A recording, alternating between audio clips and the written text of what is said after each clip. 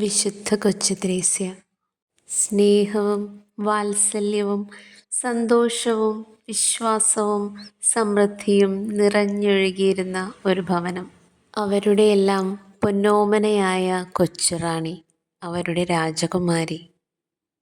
പക്ഷെ അവൾ ആഗ്രഹിച്ചത് അനുസരണത്തിൻ്റെയും ദാരിദ്ര്യത്തിൻ്റെയും അസ്വാതന്ത്ര്യത്തിൻ്റെയും ചങ്ങലകളാൽ തൻ്റെ നാഥനോടൊപ്പം 4 ചുവരുകൾക്കുള്ളിൽ ബന്ധിതയാകാനാണ്.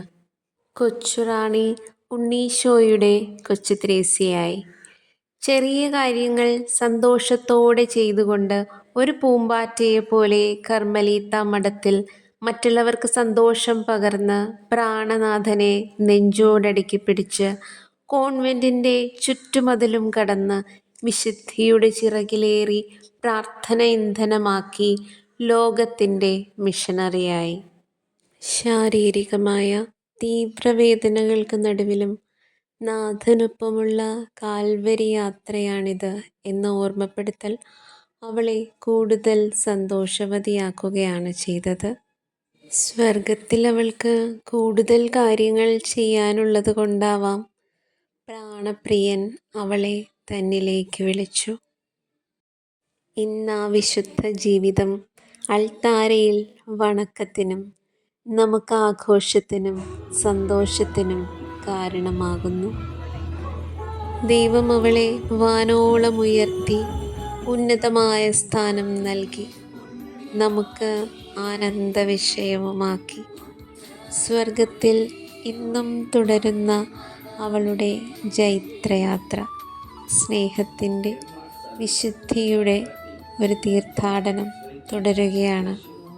ലോകത്തിൽ അവൾ ഇന്നും റോസാപുഷ്പങ്ങൾ വാരി വിതറുന്നു, അതിൻ്റെ എല്ലാം നന്ദിയിലേക്ക്, ആഘോഷങ്ങളിലേക്ക്.